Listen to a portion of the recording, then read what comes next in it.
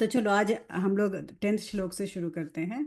सो बस कृष्ण भगवान को ध्यान करके सब लोग ये प्रार्थना करो कि भगवान जो कहना चाह रहे कैसे? थे वही बात हमको समझ में आए। कुछ इधर उधर की बात हमें समझ में नहीं आए। जो सार है, जो सच है, वही सच वही सच मेरे मुंह से निकले और वही सच तुम लोगों को सबको समझ में आए। जो आर्मी है वो बहुत ही बड़ी है और उसको जीतना बहुत मुश्किल है। और ये जो पूरी आर्मी है, जो ये सेना है, वो भीष्म के द्वारा संचालित है। और सब लोग ये बात जानते हैं कि जो भी सेना जो भीष्म के द्वारा संचालित है, उस सेना को कंट्रोल करना, जीतना बहुत मुश्किल है। तो याद है हम लोग क्या कर रहे थे? हम लोग कर रहे थे कि जो दुर्योधन है वो द्रोणाचार्य के पास आके अपना रोना रो रहा था। रिमेम्बर, यही हम बात कर रहे थे ना। हम द्रोणाचार्य के कैरेक्टर को देख रहे थे और हम दुर्योधन के कैरेक्टर को रीड कर रहे थे कि क्यों आके क्यों रो रहा है, यहाँ पे क्या हो रहा है।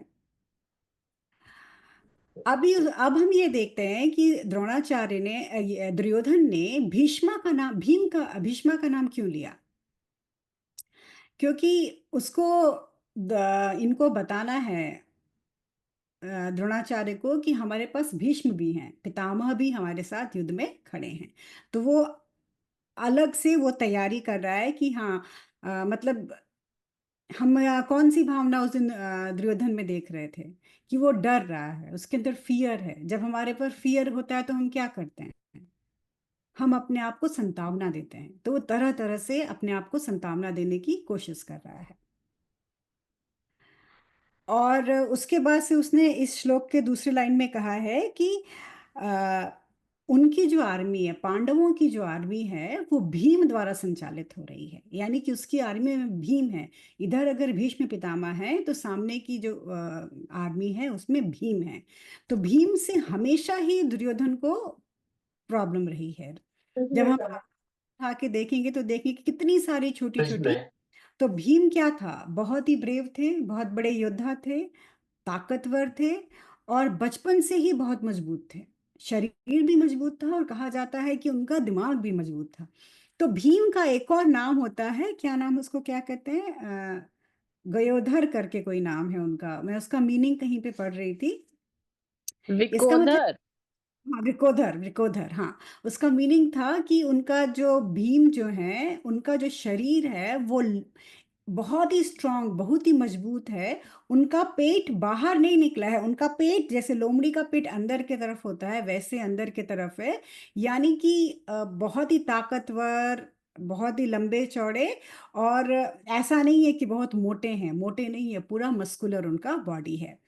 तो सामने दुर्योधन की तरफ से भीष्मा खड़े हैं और सामने की तरफ से भीम खड़े हैं। और दुर्योधन जो ये भीष्म पितामह जो थे, वो अर्जुन और भीष्म को, सारे पांडवों को प्यार करते थे।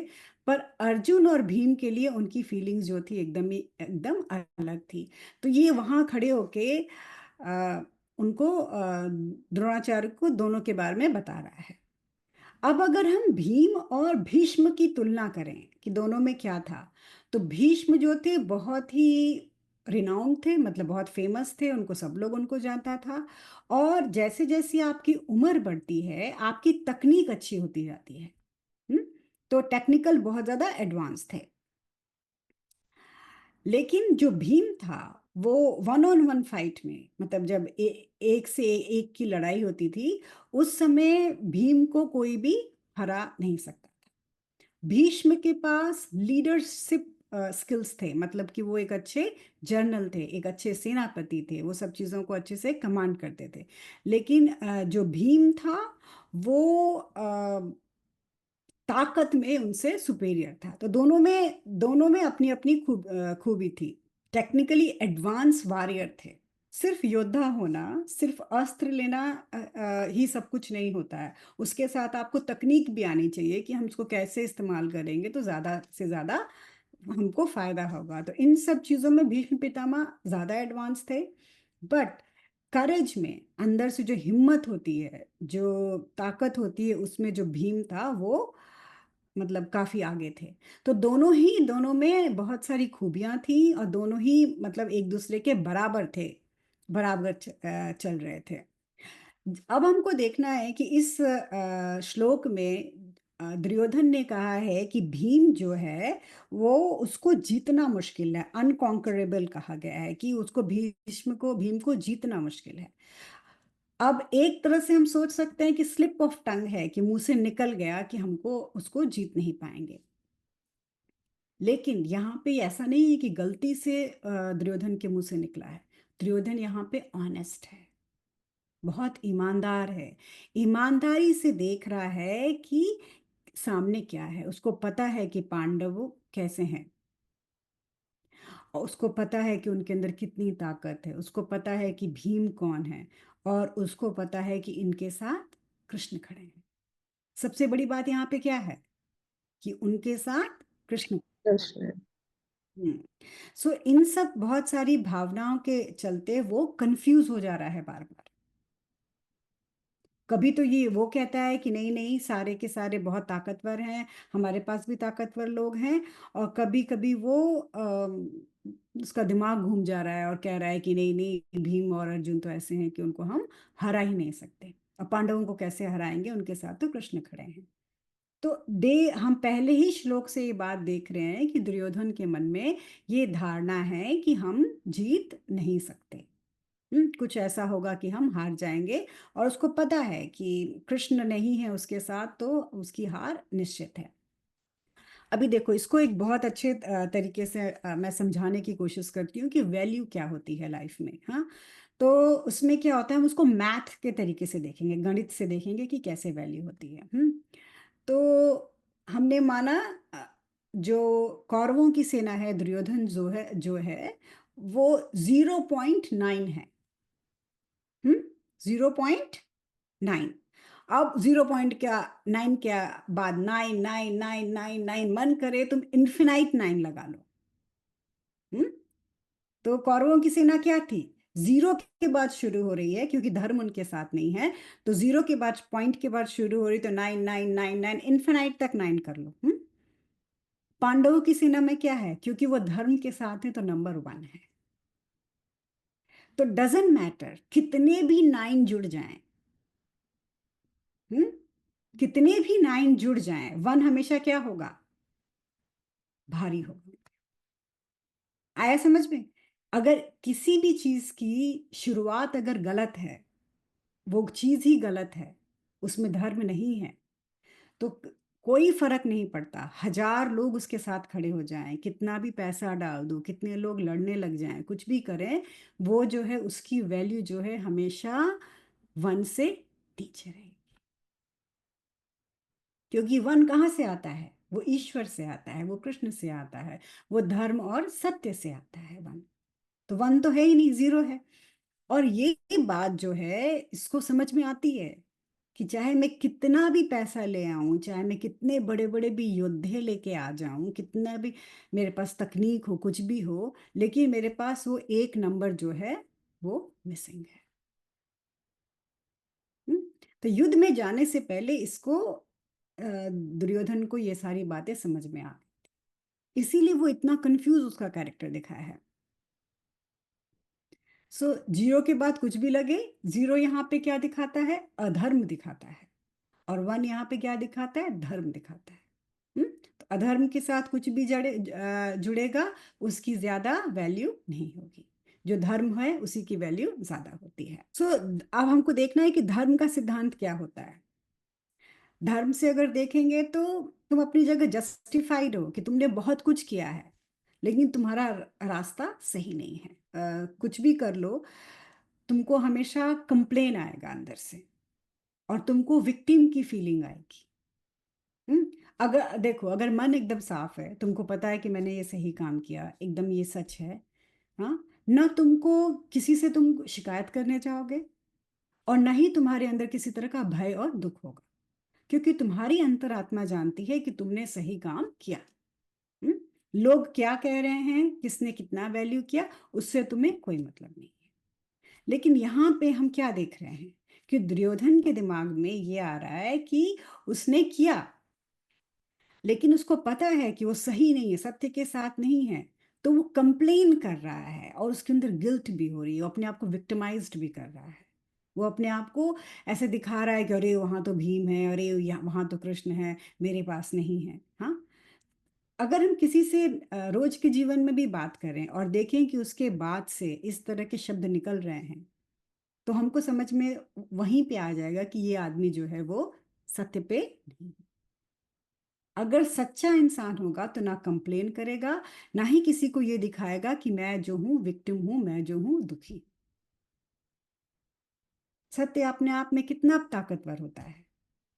अगर आप अंदर से आप सत्य पे हैं तो आप किसको शिकायत करें। सच तो अपना ढिंडोरा कभी नहीं पीटता ना। ढिंडोरा कौन पीटता है? झूठ। हाँ, अगर तुम झूठ बोलते हो तो तुम 10 लोगों से बोलोगे और अपने तैयारी करोगे अपने आप को झूठ पे रखने के लिए, 1000 कहानियां गढ़ोगे। सत्य को तो किसी कहानी की जरूरत नहीं होती। तो यहाँ पे हम ये अंतर देख रहे हैं कि दुर्योधन के व्यक्तित्व में कंप्लेन भी है और विक्टिमाइज भी अपने आप को कर रहा है। हम लोग भी अपने जीवन में ये चीज को देख सकते हैं। हम लोग कितना कंप्लेन करते हैं सारे लोग। हम्म? और कितना अपने आप को विक्टिम शो करते हैं कि अरे हम ही बेचारे हैं, हम ही दुखी हैं, हम ही ये हैं। होता है कि नहीं सबके जीवन में? हम्म? सबका, हम सबों का ऐसा स्वभाव है। हमको ये चीज अपने अंदर से निकाल देनी चाहिए। ना हमें शिकायत करनी है, ना हमें कंप्लेन करना है, और ना ही अपने आप को विक्टिम बनाना है। ना ही कहीं से सहानुभूति के लिए देखना है, ना ही किसी का दया पात्र होना है। और ना ही हमको शिकायत करनी है। जो है सो है। राइट, हमें यहाँ से ये चीज सीखने को मिल रही है। हमेशा से जो धर्म होता है वो बड़ा होता है, हमेशा से अधर्म जो होता है नीचे होता है। अधर्म से किया गया कोई भी काम चाहे कैसा भी हो, उसका रिजल्ट जो होता है वो हार ही होती है। जीत तभी होगी जब हम कृष्ण के साथ खड़े होंगे। कृष्ण कौन है? कृष्ण सत्य है, कृष्ण धर्म है। अब इसका मतलब ये नहीं कि कृष्ण की मूर्ति पकड़ के खड़े हो गए, नहीं। हमारे दिमाग में सत्य कृष्ण है, धर्म कृष्ण है। हमको उस तरीके से कृष्ण को देखना है। हमको सगुण कृष्ण के साथ साथ निर्गुण कृष्ण को भी समझना है। अभी देखो एक और उदाहरण मैं छोटा सा इसमें देती हूँ, बहुत छोटा सा। क्या होता है कि तुम्हारे घर में फ्रिज है, टीवी है, मिक्सी है, लाइट है, बल्ब है, फैन है, 1000 चीजें हैं। 1000 चीजें, एसी है, सब कुछ है घर के अंदर। इलेक्ट्रिसिटी नहीं है तो क्या होगा? कृष्ण कौन है? यूजलेस है। कृष्ण। इलेक्ट्रिसिटी। इलेक्ट्रिसिटी। हाँ, कृष्ण हमारी इलेक्ट्रिसिटी है। इलेक्ट्रिसिटी होगी तो सारी चीजें चलेंगी ना। चलेंगे। अगर इलेक्ट्रिसिटी नहीं होगी तो कुछ चलेगा क्या? भर लो नहीं। अपनी, जितना भरना है। तो ये था 10th श्लोक का। इसमें कोई क्वेश्चन? ये वाला समझ में आया जो मैं समझा रही थी कि 9999 और 1, ये समझ में आ गया? हाँ। हम्म? मैं बहुत इजी करके समझाने की कोशिश करती हूँ कि सबके दिमाग में घुस जाए। सो धर्म जो है वो हमेशा नंबर 1 है। हम्म? और कभी ऐसे लगे ना कभी कि हाँ हम दुखी हो रहे हैं या नीचे की तरफ जा रहे हैं, तो इतना सोच लेना कि नहीं नहीं, हम दुखी नहीं हो रहे। हम जो है वो सत्य के पाथ पे ही हैं। बस ये है कि इलेक्ट्रिसिटी नहीं रहेगी तो सब चीजें चलेंगी कैसे। अब दुर्योधन क्या कहते हैं? दुर्योधन का इतना दिमाग खराब हो चुका है कि अब सबको घूम के क्या कह रहे हैं कि तुम सारे लोग जितने भी उनके योद्धा हैं, सेनापति हैं, सबको कह रहे हैं कि तुम लोग अपनी अपनी जगह पे जहां भी तुम लोग खड़े हो, तुम सबों का पहला काम है कि तुम लोग जो भीष्म को गार्ड करो, भीष्म की सुरक्षा करो। इतना ज्यादा डर है दुर्योधन के अंदर कि भीष्म की अगर डेथ हो गई, भीष्म मर जाएंगे तो हम लोग हार जाएंगे।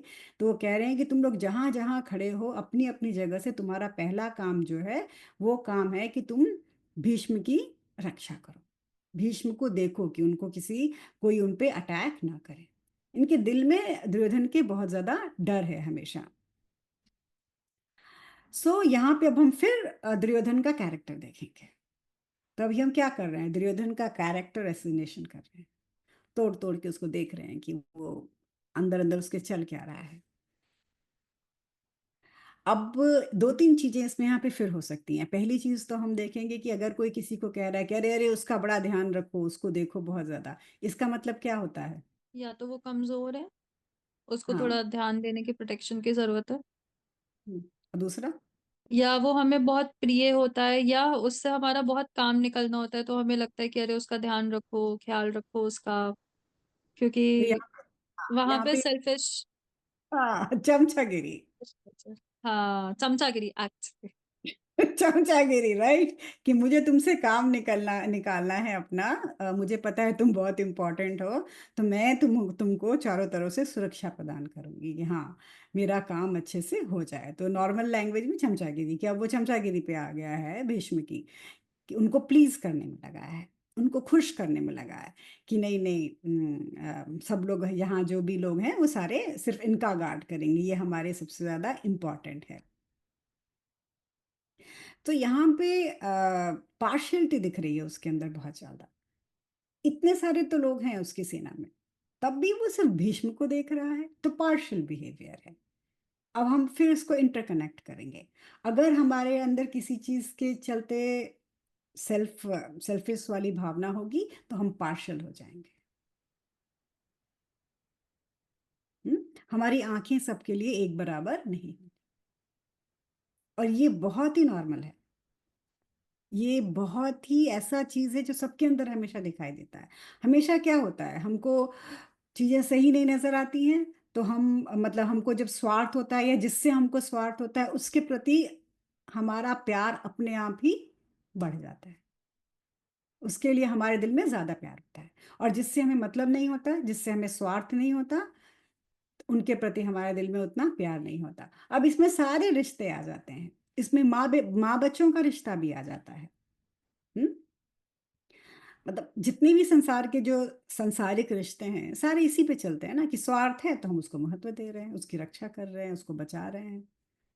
हम्म अब स्वार्थ कोई जरूरी नहीं कि वो स्वार्थ पैसे से ही हो, स्वार्थ हो सकता है कि यू नो मेंटली सेटिस्फैक्शन हो, इमोशनल सेटिस्फैक्शन हो, किसी भी तरह का होगा। अ, तो यहाँ पे जो है, ये जो द्रोणाचार्य है, ये अर्जुन की जो आर्मी है, इसमें सबको पता है ना, शिखंडी थे। शिखंडी जिसने कहा था कि हम भीष्म पिता को मार डालेंगे, तो बेसिकली वो अम्बा, जो हाँ अम्बा की और शिखंडी में जन्म लिया था उसने। हाँ। तो उससे द्रोणा इसको दुर्योधन को बहुत डर लग रहा है।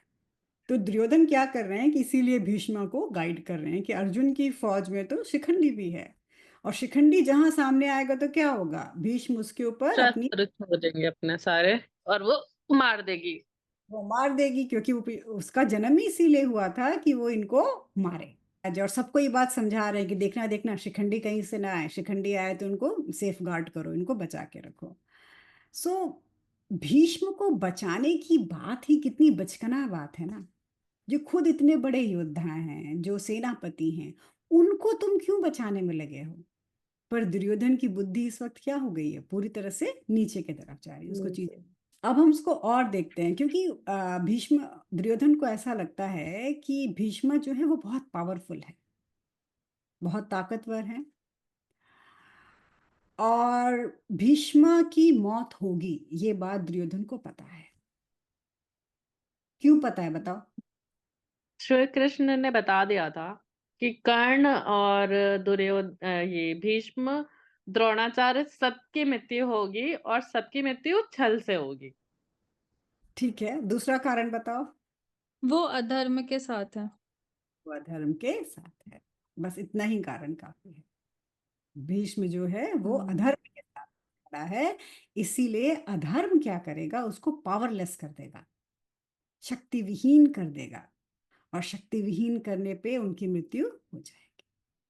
शक्ति तो धर्म से आती है ना, अधर्म से शक्ति थोड़ी ना आती है। तो अधर्म जहां खड़ा रहेगा वहां पे हमको वो शक्ति विहीन कर देगा। सो जो भी धर्म के साथ है, चाहे वो कितना भी छोटा हो, चाहे कैसा भी हो, अगर वो धर्म के साथ है तो विजय हमेशा उसी की होती है, क्योंकि धर्म के साथ ही कृष्ण खड़े रहते हैं। तो ये समझ में आ गया कि क्यों मरेंगे, क्योंकि वो अधर्म के साथ हैं। अगर वो अभी भी कृष्ण के साथ चले जाएं, अभी भी वो कृष्ण के साथ चले जाएं, तो वो उनकी डेथ नहीं होगी। सो अभी धीरे धीरे हमको समझ में आ रहा है ना कि दुर्योधन किस तरह का आदमी बन चुका है। सिर्फ एक धर्म उसके साथ नहीं होने के कारण, इतनी सेना, इतने सारे अस्त्र शस्त्र, इतनी बड़ी आर्मी होने के साथ भी वो इस तरह का व्यवहार कर रहा है। उसका भय, उसका ये सब हमको दिखाई दे रहा है कि उसका कैसा व्यवहार हो रहा है। ऐसा कई बार होता है, तुम लोगों के, हम सब के लाइफ में होता है कि कभी कुछ बहुत बड़ा होना होता है, और आप अंदर से पूरी तरह तैयार होते हो कि हाँ, हम इससे लड़ जाएंगे, इससे भिड़ जाएंगे, हम इस पे ये काम, चाहे कोई एग्जाम ही हो या कोई बात ही हो, और अचानक से देखोगे कि तुम्हारे अंदर डर आ जाता है। जैसे ही वो, जैसे एग्जाम के नहीं होता है, पूरी पढ़ाई की होती है, पूरी तैयारी की होती है, पर जैसे एग्जामिनेशन की तरफ हम बढ़ने लगते हैं, क्या होता है, थोड़ा सा हमारे अंदर भय आ जाता है। तो यहाँ पे हम उसको अलग तरीके से देखेंगे भय को। भय जो है हमेशा खराब नहीं होता। हम्म भय हमेशा खराब नहीं होता है। भय कई बार हमारे अंदर आता है तो हमको सचेत करता है। अगर एग्जाम के लिए डर ना लगे, भय ना हो, तो कोई पढ़ाई करेगा क्या? कोई पढ़ाई नहीं करने वाला। अगर सांप से भय ना लगे तो सब जाके सीधे सांप को पकड़ेंगे और सांप काट लेगा। हाँ, अगर शेर से भय ना लगे तो जाओगे उसके सामने, शेर खा जाएगा।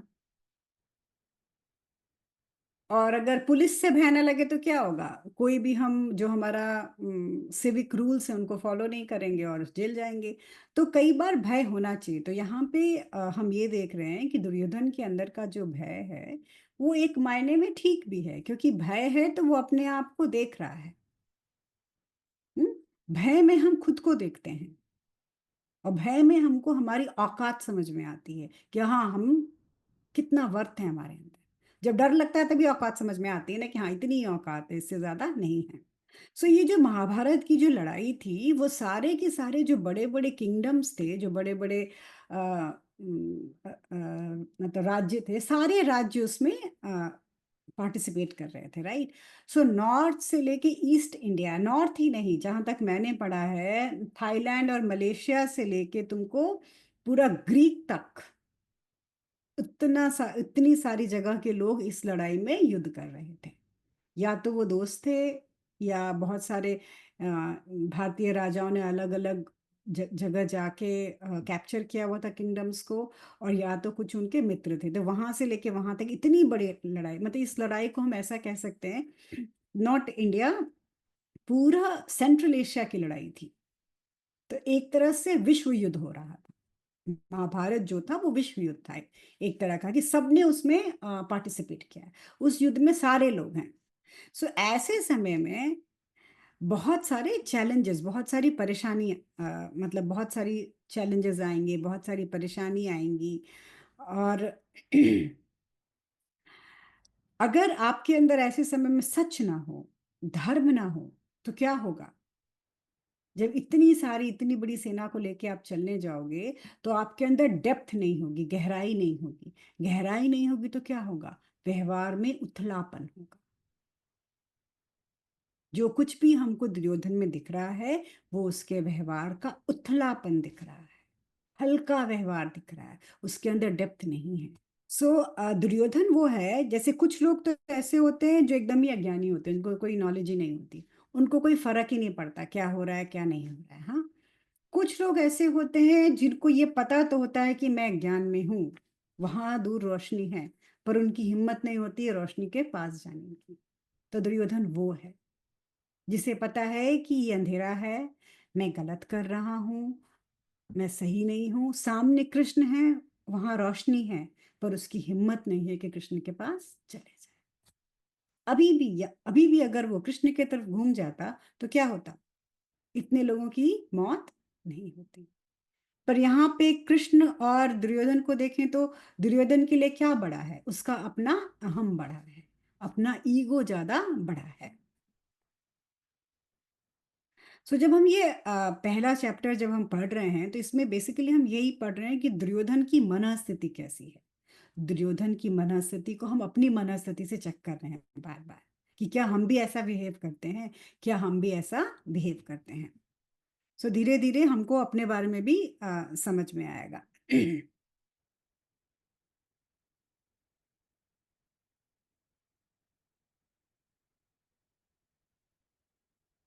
उसके बाद से हमको ये भी पता है कि वाली कहानी सबको पता है ना कि जब दुर्योधन और अर्जुन दोनों गए थे सेना मांगने के लिए कृष्ण के पास, तो अर्जुन हम्म। उनके पास बैठे थे और और वो दुर्योधन सर उनके सर के पास पता बैठे है, थे। कृष्ण ने आंख खोली तो पहले अर्जुन को देखा अर्जुन देखे। अर्जुन को देखा। और बोला कि तुम्हें जो चाहिए मांग लो। दुर्योधन चिढ़ गया कि नहीं, मैं पहले आके बैठा हूँ, पहले मुझे दो। तो उन्होंने कहा ठीक, हम्म। एक तरफ मेरी पूरी सेना जाएगी और एक तरफ मैं अकेला निहत्था जाऊंगा। हम्म। एक तरफ मेरी पूरी हम्म। सेना जाएगी, एक तरफ मैं अकेला निहत्था जाऊंगा। दुर्योधन खुश हो गया, पूरी सेना ले ली, कितनी सेना ले ली। कृष्ण ने कहा कि हाँ हमको, ये अर्जुन ने कहा कि हमको तो कृष्ण चाहिए। हमारे जीवन में भी, हम सबके लाइफ में हमेशा ये सिचुएशन होती है। एक तरफ हजार चीजों को लेके माया खड़ी होती है और एक तरफ ईश्वर अकेला होता है। अब ये हमारे ऊपर होता है कि हमने क्या चूज किया। हर क्षण हम अपने जीवन में कुछ ना कुछ चूज करते रहते हैं ना, होता है ना। हर क्षण तो हमारे अंदर एक द्वंद्व चलता रहता है, ये सही ये गलत, ये ऐसा ये वैसा। हमेशा दो रास्ते होते हैं हमारे आंख के सामने और ये हमारी मर्जी होती है कि हम किस रास्ते। उसी क्षण, जिस क्षण उसने, दुर्योधन ने जिस क्षण ये डिसीजन लिया कि मुझे कृष्ण नहीं सेना चाहिए, उसी क्षण उसकी हार हो गई थी। हमारे जीवन में भी वो क्षण, जिस क्षण हम सोचते हैं कि हम ईश्वर को छोड़ रहे हैं, ईश्वर को छोड़ के हम मूवी देख रहे हैं, या ईश्वर को छोड़ के हम कुछ और बदमाशी में दिमाग लगा रहे हैं, वही क्षण होता है हमारी हार हो जाती है। ईश्वर को छोड़ के हम लालच में जा रहे हैं, ईश्वर को छोड़ के हम क्रोध में जा रहे हैं, ईश्वर को छोड़ के हम एक दूसरे की शिकायत कर रहे हैं, वही क्षण होता है कृष्ण हमसे अलग हो जाते हैं। वही क्षण होता है हमारी हार हो जाती है। तो हार तो वही हो गई थी। बाद का तो जो सारा था वो क्या था, ड्रामा था। सो कृष्ण जो है वो अर्जुन के क्या बने, सारथी बने। उठाया भी नहीं उन्होंने अपना शस्त्र, नहीं उठाया। जब हम आगे कृष्ण के बारे में पढ़ेंगे तो देखेंगे कि कृष्ण का कैरेक्टर कितना सुंदर है। कृष्ण है क्या, भगवान होते हुए सारथी बन गए। हाँ, जरा सा भी घमंड नहीं, जरा सा भी ईगो नहीं। अर्जुन के पैर के पास बैठ के उनका रथ चला रहे हैं। छोटी छोटी सी बातों के लिए हम लोगों के अंदर कितना ईगो होता है। अपने आप को कहाँ समझते हैं, आकाश के ऊपर समझते हैं हमेशा। इसीलिए कृष्ण बहुत प्यारे हैं मुझको, कि उन्होंने प्रैक्टिकल जीवन में दिखाया है कि कैसे जीवन जीना चाहिए। कोई क्वेश्चन इस वाले में? अब इसके बाद से 12वां से लेके तुमको जो 17-19 श्लोक तक है वो बहुत छोटे हैं। उन सबका अर्थ मैं एक ही बार में समझा देती हूँ। उनका अर्थ क्या है, मतलब सबका एक एक लाइन का अर्थ है उनका। उनका अर्थ ये होता है, उन श्लोकों में ये कहा गया है कि इसके बाद से जब भीष्म पितामह ने देखा कि ये जो अर्जुन जो है, ये दुर्योधन जो है ये परेशान होके घूम रहा है, तो उनको चीयर अप करने के लिए, हाँ चीयर अप कर देना, चीयर अप करने के लिए शंख बजाना शुरू कर दिया। तो जैसे ही भीष्म ने शंख बजाया वैसे ही दुर्योधन ने बजा दिया, वैसे ही अर्जुन ने बजा दिया। मतलब सबके पास अपने अपने शंख थे ना, सबके अलग अलग तरह के शंख थे, सबका अपना अपना। अच्छा, सो उन सारे शंख की क्वालिटी भी थी ना, कुछ डिफरेंसेस भी, और उन शंख के नाम भी है ना? जो वो कृष्ण भी का एक बार। हाँ, जो कृष्ण का था उसका नाम पांचजन्य था। और उसके बाद से जो भीम का शंख था उसका नाम पौंड्रा था। अर्जुन के शंख का जो नाम था देवदत्ता था। सो अलग अलग तरह के नाम के सबके शंख थे, वो सबने अपने अपने शंख बजाने शुरू किए। भीष्म के शंख बजाने से सबको लगा कि लड़ाई शुरू हो गई। तो एक ने बजाया तो सबने अपने अपने शंख बजाने शुरू कर दिए, तो पूरा शंख शंख की आवाज घूम गई। जैसे ही शंख की आवाज घूम गई, वैसे ही क्या हुआ, वो क्या कहते हैं जो लड़ाई में ये लोग बजाते हैं ना, क्या क्या होता है वो, बड़े बड़े ड्रम्स होते बिगुल और क्या, हाँ। और ड्रम्स, वो सारे उन लोगों ने बजाने शुरू कर दिए। तो चारों तरफ बहुत ज्यादा हंगामा हो गया, आवाज हो गई पूरा, मतलब हर आदमी जैसे कि अपने आप को युद्ध के लिए तैयार कर रहा है, कि रणभेरी बज रही है, बिगुल बज रहे हैं, ड्रम बज रहे हैं, साथ में शंख बज रहे हैं। फिर उसी के साथ जो युधिष्ठिर हैं, उन्होंने, उनका जो शंख था उसका नाम था अनंता। उन्होंने अपना अनंता शंख बजाया। फिर नकुल और सहदेव ने उनके सुघोष और मणिशुपाक्षा नाम के जो शंख थे वो बजाया। तो सबके पास अपने अपने शंख थे, सबने अपने अपने शंख बजाने शुरू कर दिए, यानी कि सब लोग युद्ध के लिए तैयार हैं। अब इस लड़ाई में काशी के राजा थे, शिखंडी थे, धृष्टद्युम्न थे, और द्रौपदी के 5 बेटे थे। उन सबों ने भी अपने अपने जो भी उनके शंख थे, उनके शंखों के नाम थे, वो सारे के सारे शंख बजाए। इतना ज्यादा आवाज हुआ इन सारे शंख के बजने से कि पूरी धरती हिल गई। पूरी धरती हिल गई, पूरा आकाश जो है वो आवाज से गूंज गया। और इससे जो धृतराष्ट्र के जो पुत्र थे, सारे के सारे कौरव थे, वो सारे के सारे अब मतलब उत्तेजित हो गए कि हाँ, अब लड़ाई जो है वो होने वाली है। तो 19 श्लोक तक बस यही है कि किसने कौन सा शंख बजाया, किसने कौन सा शंख बजाया, कोई इंपॉर्टेंट चीज नहीं है। तो आई थिंक आज के लिए हम इतना ही करेंगे, फिर नेक्स्ट वीक हम करेंगे